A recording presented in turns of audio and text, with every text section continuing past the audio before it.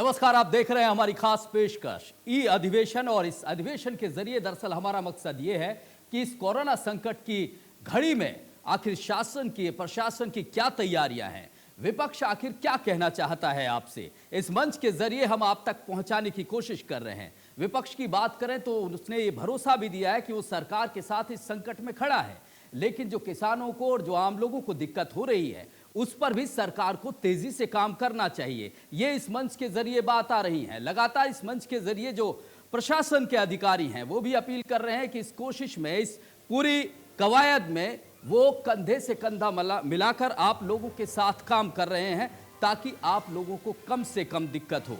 इस मंच के जरिए हमारी कोशिश यह भी है कि आखिर वो नीति, वो रणनीति, वो प्रयास, वो कोशिशें क्या हैं जो सरकार की तरफ से इस लॉकडाउन में की जा रही हैं।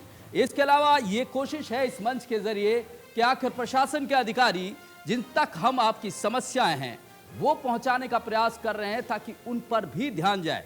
इस मंच के जरिए लगातार ये बात सामने आ रही है कि आखिर इस कोरोना के संकट में इसको हराने के लिए क्या क्या चीजें हैं, क्या क्या दिक्कतें हैं, क्या क्या जरूरी जो स्टेप्स हैं वो हमारी तरफ से उठाए जाएं, वो हम तमाम कोशिश कर रहे हैं। और आप ई अधिवेशन के इस मंच पर हमारे साथ दो कद्दावर नेता जुड़ेंगे। हमारे साथ जुड़ेंगे कैबिनेट मंत्री चौधरी रणजीत सिंह, जिनके ऊपर जिम्मा है बिजली विभाग का। इसके अलावा कारागार मंत्रालय भी उनके पास है। इसके अलावा कृषि मंत्री जेपी दलाल साहब हमारे साथ जुड़ेंगे।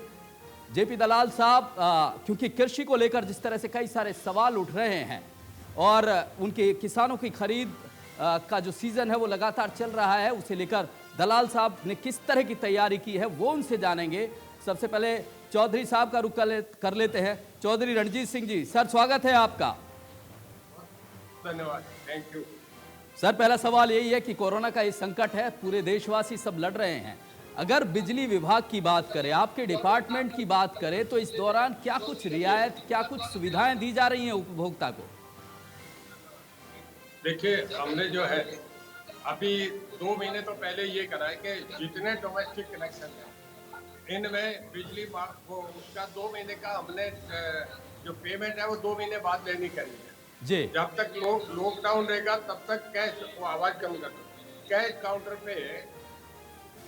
पे कोई भी बिल नहीं दिए जाएंगे। और बहुत बढ़िया बात है जी। ये जो समय रहेगा इसमें कोई सरचार्ज नहीं होगा। और 2 महीने के बाद वो अपना पेमेंट वो अभी हम लेने जा रहे हैं, हम 2-4 दिन में ये शुरू हो जाएगा। और उसमें भी सोशली डिस्टेंस हम मेंटेन करेंगे कि अपनी लाइन से, नंबर से वो अपना पैसा जमा करें। और जो 2 महीने लॉकडाउन है इस पे कोई सरचार्ज नहीं होगा, बेसिक अमाउंट ही लिया जाएगा जी। और इसके अलावा जो इंडस्ट्रीज है उनमें हमने 25% उनका जो बेसिक अमाउंट है 2 महीने का उस पर माफ कर दिया, रिबेट दिया है, क्योंकि उनकी फैक्ट्री बंद खड़ी रही है। और इसके बाद 6 इंस्टॉलमेंट्स उनके करवा दी कि वो 6 इंस्टॉलमेंट्स में पैसा दे दें। तो ये एक हमने, क्योंकि सारा कुछ हम हालात समझते हैं, परिस्थितियां समझते हैं, इस करके ये कर रहे हैं। निश्चित रूप से ये बड़ी रियायत है और राहत है। लेकिन सर, एक बात और सामने आ रही है, लोग दरअसल बिजली के बढ़े हुए बिल की भी शिकायत कर रहे हैं। कुछ इस तरह की शिकायतें भी आ रही हैं, उनके लिए क्या कुछ प्रावधान, क्या कुछ समस्या के निदान के लिए आपकी तरफ से कदम उठाए गए हैं? देखिए, कुछ केसेस में मेरे पास भी लोगों ने चर्चा करा, पर मैंने उसके बाद सभी एससीज को और हमारे टीसी गुप्ता और शत्रुजीत कपूर जो हमारे सीएमडी हैं उनको कह दिया जरा एक बार रिव्यू कर लें। ये लोगों का कहना है, पर मैं उसमें आपसे बताऊं कि हमने 2019 में सबसे जो लोवेस्ट हमारा बिल आता है वो फरवरी मार्च का आता है। तो फरवरी मार्च 2019 का जो हमने देखा, उन दिनों में ना तो कूलर चलते, ना तो उन दिनों में गीजर चलते और ना ही उन दिनों में हीटर चलते। तो ये करके फिर हमने ये करा कि वो कम होता है, ना एसी चलते हैं, तो ये बीच का ऐसा समय होता है जिसमें लोवेस्ट बिजली का बिल आता है। हमने वो 2 महीना जो पिछले साल थे उसी को बेस पर रख के लोगों को बिल सर्वे करें। उसका कारण ये था कि हम घरों को विजिट नहीं कर सकते थे क्योंकि लॉकडाउन के चलते सोशल डिस्टेंस मेंटेन करने के लिए एक ही आदमी सब घर में घूम के जाए वो बढ़िया नहीं था। इस करके हमने एक अंदाजे से बिल भेजा है। फिर भी अगर किसी का कम ज्यादा होगा तो अगले बिल में हम एडजस्ट करेंगे, ये हमारी जिम्मेदारी है। जी, बड़ा भरोसा दिया है आपने प्रदेश की जनता को कि अगर इस तरह की शिकायत आती है तो निश्चित रूप से उसका समाधान किया जाएगा। और सबसे बड़ी बात ये जो आपने रियायत देने की बात कही है, चाहे वो इंडस्ट्री की बात हो या आम उपभोक्ताओं की बात हो, उन्हें एक बड़ा सहारा मिलेगा। सर, आपके पास जेल मंत्रालय भी है, कारागार मंत्रालय भी है, उसमें भी कई इस तरह की बातें भी आ रही हैं कि कुछ जो कैदी हैं उनको एक नियम और एक प्लानिंग के तहत आप पैरोल देंगे या उनकी क्या कुछ व्यवस्था है? क्या कुछ इस कोरोना काल में आप लोगों ने स्टेप उठाए हैं? देखिए, सुप्रीम कोर्ट से एक निर्देश था कि जी, जो कैदी ठीक है, जिनकी 7 साल से कम की कैद है, उन्हें थोड़ा सा रिलीफ दिया जाए, ये क्योंकि सोशल डिस्टेंस का टाइम था। जी। तो हमारे यहाँ हाई कोर्ट के एक माननीय जज जो थे राजीव शर्मा जी, और हुँ, हुँ। हमारे होम सेक्रेटरी और उनके साथ हमारे डीजीपी प्रिजन जो थे, तीनों ने बैठ के एक गाइडलाइन तय करी और उसमें ये करा कि जिनका 3 साल से लेके 7 साल तक की कैद है, जो 65 साल से ऊपर की उम्र के हैं, या जो लोग कभी पैरोल पे पीछे गए और टाइम से वापस आ गए, जिनका जेलों में आचरण अच्छा रहा है, उन लोगों को उनको पैरोल और फरलो दे दी जाए। जो बाहर गए हुए थे उन्हें 3 वीक हमने और बढ़ा दिया। जो अब नए गए हैं, ठीक है, उनका 6 वीक भी है, 8 वीक भी है। तो ऐसे करके हमने कुछ 5600 के करीब जी। 5600 कैदियों को जेल से डिफरेंट जेलों से हमने रिलीज कर रहे हैं। हुँ, हुँ। बड़ी अच्छी बात है सर, ये निश्चित रूप से ये राहत हैं जो लोगों के लिए हितकारी साबित होंगी। लेकिन सवाल एक और आ रहा है, क्योंकि विज साहब ने जिस तरह से कहा है कि ये बॉर्डर सील कर दी जाए, दिल्ली की तरफ से कोरोना आ रहा है, क्या कुछ आप इस बारे में कहेंगे कि ये जो मुश्किल है, जो जिस तरह से, क्योंकि हम महाराष्ट्र की बात करें, दिल्ली की बात करें, केसेस बढ़ रहे हैं, लेकिन हरियाणा में आप लोग निश्चित रूप से बधाई के पात्र हैं, काफ़ी हद तक नियंत्रित किया है। लेकिन अब क्योंकि जिस तरह से ये बात आ रही है कि भाई दिल्ली की तरफ से आ रहा है, कितना इत्तेफाक रखते हैं, क्या सच में ये स्थिति है कि दिल्ली ही हमारे यहाँ ज़्यादा केसेस जो बढ़ाने में है वो योगदान दे रही है? देखिए, ये सवाल ये आता है कि ऐसे टाइम में जितने एहतियात लिए जाए वो हम ले रहे हैं। जी, बाकी कोरोना तो चाइना से चल के न्यूजीलैंड भी चला गया और अमेरिका भी चला गया, कनाडा भी चला गया, पूरे यूरोप में चला गया, अफ्रीकन कंट्रीज में चला गया, मिडिल ईस्ट में चला गया। इसका कोई ऐसा नहीं होता कि उसको कैसे ऐसे करके उस पर एहतियात लिए जाते हैं कि कम से कम आए, उन एरिया को लॉकडाउन कर दिया जाता है, उन्हें बाहर नहीं निकलने दिया जाता है। इस तरीके से प्रिकॉशन लिए जा रहे हैं, वो जी। हमारी सरकार ले रही है। इसी करके हम एनसीआर के नजदीक होके हम बहुत बचे हुए हैं। आज भी हमारे मुख्यमंत्री जी ने टाइम से सब ऑफिसर को, सब मिनिस्टर की ड्यूटी लगा के इसे बड़ा अपने तरीके से सावधानी से सब पैर कदम उठाने लगे। उसका ये लाभ हुआ कि आज हरियाणा में हमारे कम से कम लोग इफेक्टेड हैं इससे।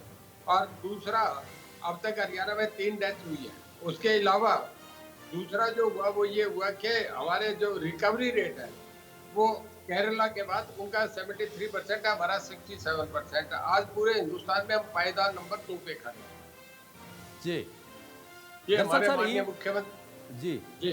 जी, आप बात पूरी कीजिए अपनी। जी, हाँ, माननीय हमारे मुख्यमंत्री जी ने पहले से इन बातों को समझ के लोगों से रोज अपना संवाद रखना, सबसे रोज प्रिकॉशन देना।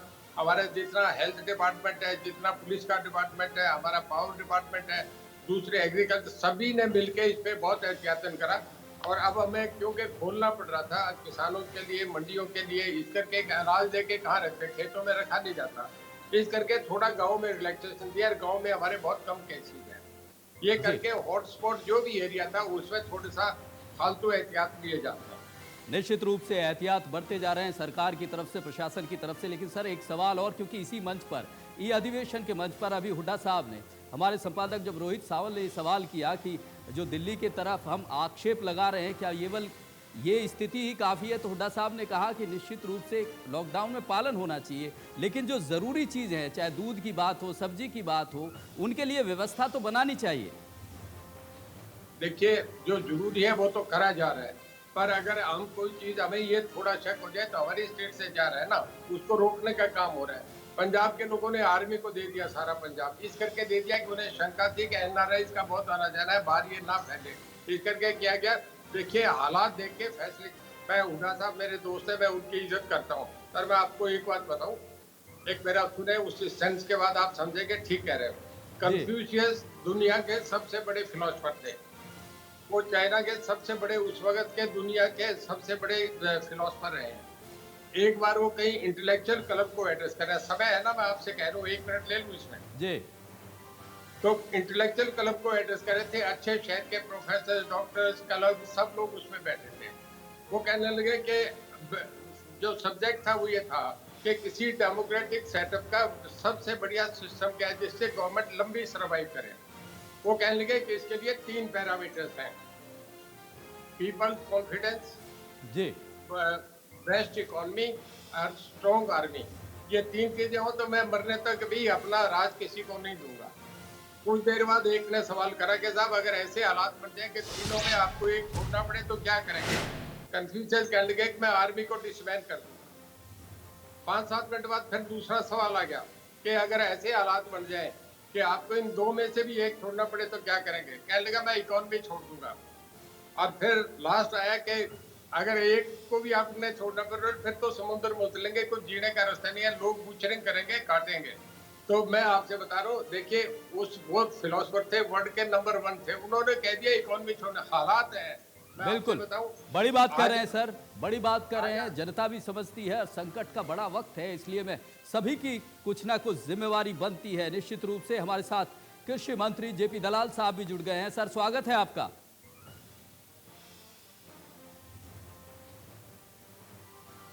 दलाल साहब आवाज मिल रही है आपको? जी अब ठीक है। जी दलाल साहब, सवाल यही है कि एक बड़ी जिम्मेवारी क्योंकि पूरे सभी विभाग की है, लेकिन खासकर क्योंकि खरीद का वक्त चल रहा है, तो अगर आपके विभाग की तरफ से माने कि किसानों को कम से कम समस्या हो, इस तरह की कौन कौन सी ऐसी सुविधाएं आप लोगों ने शुरू कर रखी हैं? दूसरा, पेमेंट को लेकर भी विषय आ रहा है कि ये आड़ती और किसान भी असमंजस में लेकर हैं, इनको इन स्थितियों को स्पष्ट करिए। देखिए, हमारे प्रधानमंत्री जी ने किसान के लिए सबसे पहले कदम उठाए हैं और किसानी के ट्रैक्टर पे, कंबाइन हार्वेस्टर पे, मेरी आवाज़ गूंज रही है, आवाज़ ठीक नहीं आ रही है। जी आवाज आपकी यहाँ सही आ रही है, तो जी कहिए। सबसे पहले सारे देश के जब सब काम बंद हैं तो किसानों का काम ही है जो आज के दिन जारी है। जी हरियाणा के किसान ने बड़ी हिम्मत दिखाई और सारी फसल को खेत से अपने घर तक लेके आया है और धीरे धीरे अब मंडी में लेके आ रहा है और मंडियों का काम भी सुचारू रूप से चल रहा है। जी सोशल डिस्टेंसिंग का पालन करने के लिए एक चैलेंज था, लेकिन हमने बहुत सारी नई मंडियां स्थापित की, कहीं खेल के मैदान में, स्कूल के ग्राउंड में, स्टेडियम में, या जहां कोई शेड हमें मिल गया उसके अंदर। और कल शाम तक हमने लगभग 31 लाख मीट्रिक टन गेहूं ले ली है जी और 3 लाख, 3.25 लाख मीट्रिक टन सरसों की परचेज की है। और पिछले साल हमारी एक दिन में 2.5-3 लाख मीट्रिक टन गेहूं आती थी, इस बार हमने 4.5 लाख मीट्रिक टन तक एक दिन में गेहूं ली है।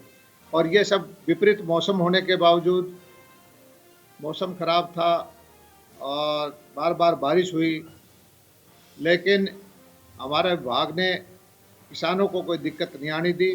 मंडी में जो आया है, एक आध जगह बारिश की वजह से हमारा गेहूं भीगा जरूर है, लेकिन हजारों हजारों कर्मचारी हमने लगा रखे हैं, तिरपाल दिए हुए हैं, सारी व्यवस्था की हुई है और हम इस महीने के अंदर किसानों के खाते में लगभग 20,000 करोड़ रुपया डालने में सक्षम होंगे और किसान को कोई चिंता करने की जरूरत नहीं है। आने वाले जो वक्त की अपनी फसल की तैयारी करे, बिल्कुल, किसान को चिंता करने की जरूरत नहीं है, कृषि मंत्री ये भरोसा दे रहे हैं। सर बने रहिए हमारे साथ कैबिनेट मंत्री चौधरी रणजीत सिंह जी भी जुड़े हुए हैं। सर एक सवाल आपसे, आखिरी सवाल, कि अगर बात करें लॉकडाउन के बाद किस तरह के बदलाव हम बिजली विभाग में देखेंगे, क्योंकि बहुत सारी चीजें बदल रही हैं हमारे आसपास, उपभोक्ताओं के आसपास, तो क्या बिजली विभाग इस बदलाव के लिए तैयार है और किस तरह के बदलाव किए जा सकते हैं? देखिए, हमारे यहाँ हरियाणा में मैं आपसे बताऊं, जगमग योजना एक करी है जिसमें जो सारे गांव हैं उनमें 4,500 गांव में 24 घंटे एक आपके, मैं भी शिकायत कर रहा हूँ, थोड़ा शोर आपके जी मुझे मेरा बोलने में धारा टूटती है, उधर शोर होते हैं ज्यादा।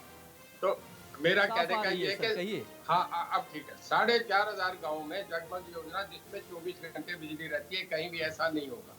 नंबर 2, जो बाकी गाँव है उनमें हम बड़ा जल्दी ही कर लेंगे। उनमें केवल इसी करके रुका है कि लोग बिल पेमेंट नहीं करते, सामने गांव वाले कोऑपरेट नहीं करते, वो पूरे गांव में बिजली डिपार्टमेंट को अंदर नहीं आने देते, तो हमारा कुछ गांव ऐसे हैं जिनमें हमें 16-17 घंटे बिजली दे रहे हैं। ये होने के बाद भी दे रहे हैं कि लोगों को तकलीफ ना आए, जैसे हेल्थ का मामला है, पब्लिक हेल्थ का मामला है, स्कूल का मामला है, बच्चों का मामला है, तो हम इसलिए होने के बाद भी कर रहे हैं। तो दूसरा मैं आपसे बताऊं कि हमारे पास आज 12,000 मेगावाट बिजली हमारे पास है, और आज हमारा जो शाम के वक्त होता है, क्योंकि सब लाइटें ऑन होती है, शाम को 7 बजे से लेकर 9-10 बजे तक कोई 5,000 मेगावाट कंज्यूम होती है।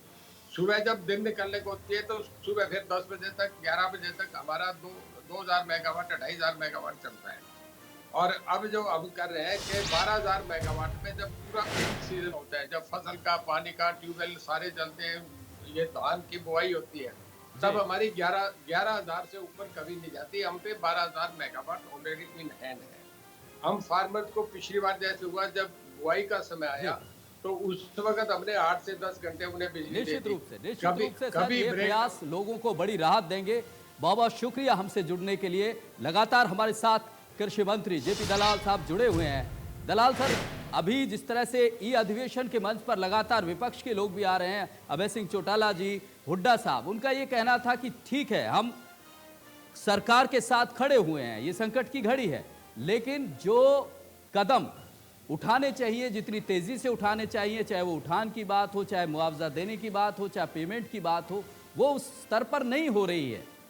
दलाल साहब, ये समझ में नहीं आती कि ये अपनी सरकारों के वक्त को क्यों नहीं ध्यान करते। हमारी सरकार ने सबसे पहले बाजरा को MSP पे खरीदा है। हमारी सरकार ने ही किसान की पूरी सरसों की फसल को MSP पे खरीदा है।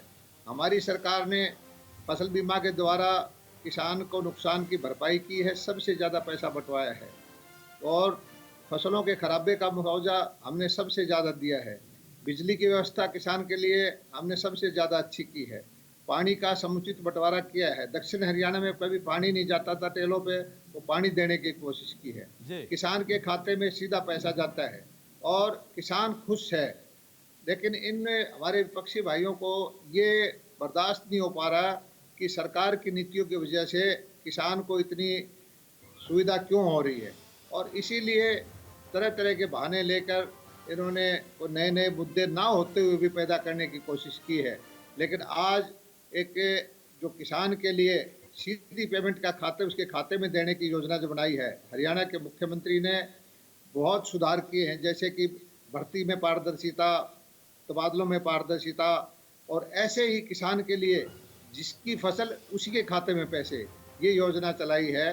तो ये आने वाले वक्त में ये सुधार जो है, किसान इसको हमेशा याद रखेगा, बहुत फायदेमंद साबित होगा, ये कहना है आपका। लेकिन सर, एक और बात आ रही है, जिस तरह से बॉर्डर सील हो गए हैं दिल्ली के पूरी तरह से, खासकर जो सब्जियां जो लेकर आते हैं किसान दिल्ली में, क्योंकि दिल्ली का बड़ा बाजार उनके लिए लगता है।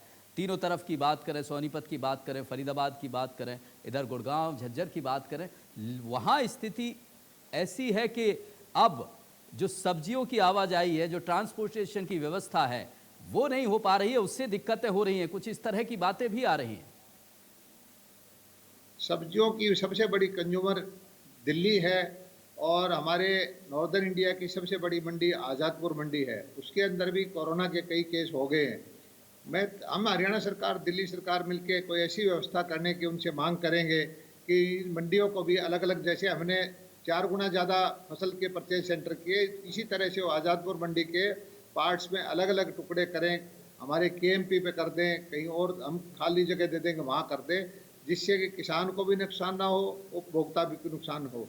आज़ादपुर मंडी बहुत भीड़ भाड़ की है और उसमें सोशल डिस्टेंसिंग का पालन नहीं हो पाता। हजारों की तादाद में ट्रक आते हैं, हजारों की तादाद में ग्राहक आते हैं, और इस वहाँ जो है महामारी फैलने का डर हो गया है, और इससे किसानों के भी प्रभाव पड़ता है, कंज्यूमर को भी नुकसान होता है। दिल्ली सरकार को कदम उठा के मंडियों को 8-10 जगह अलग अलग जगह मंडी लगानी चाहिए, ताकि उसके उपभोक्ता को फायदा हो और किसान को भी फायदा हो। चलिए, बहुत बहुत शुक्रिया हमसे जुड़ने के लिए। जेपी दलाल साहब, कृषि मंत्री, प्रदेश के कैबिनेट मंत्री, उनका कहना यह है कि दरअसल जो स्थिति है, क्योंकि बॉर्डर सील के बाद जो कहा जा रहा है कि अब आने जाने में जो दिक्कतें हैं, लेकिन उनका बड़ा सुझाव है कि क्यों एक आज़ादपुर मंडी को ही रखा जाए, क्यों नहीं अलग अलग जगह मंडी बनाई जाए ताकि सोशल डिस्टेंसिंग और दूसरे जो नियम हैं जो लॉकडाउन के दौरान फॉलो करने चाहिए वो बने रहें। इसके अलावा बिजली मंत्री उनका कहना यह है कि किसी भी तरह की उपभोक्ताओं को कोई दिक्कत नहीं होगी, क्योंकि जो बढ़े हुए बिलों की शिकायत आ रही है उसे लेकर वो खुद देख रहे हैं। इसके अलावा बिजली के बिल भरने की बात है, चाहे वो इंडस्ट्री की बात हो या आम उपभोक्ता की बात हो, उनको भी राहत देने की कोशिश की गई है। इसके अलावा उनके क्योंकि जेल मंत्रालय उनके पास है तो कैदियों को भी राहत देने का एक पूरा प्रोसेस बनाया जा रहा है। ये बड़ी बातें हैं। और इसके अलावा ये अधिवेशन में दरअसल कृषि मंत्री जेपी दलाल साहब ने कहा है कि किसानों को किसी भी तरह की दिक्कत नहीं होने दी जा रही है। 31 लाख मीट्रिक टन गेहूं खरीदा जा चुका है, मंडी में सुचारू रूप से खरीद हो रही है। ये अधिवेशन के मंच पर कृषि मंत्री ने ये भरोसा भी दिया है प्रदेश के किसानों को कि किसी भी तरह की समस्या उन्हें नहीं होने दी जाएगी। उनका एक एक गेहूं का दाना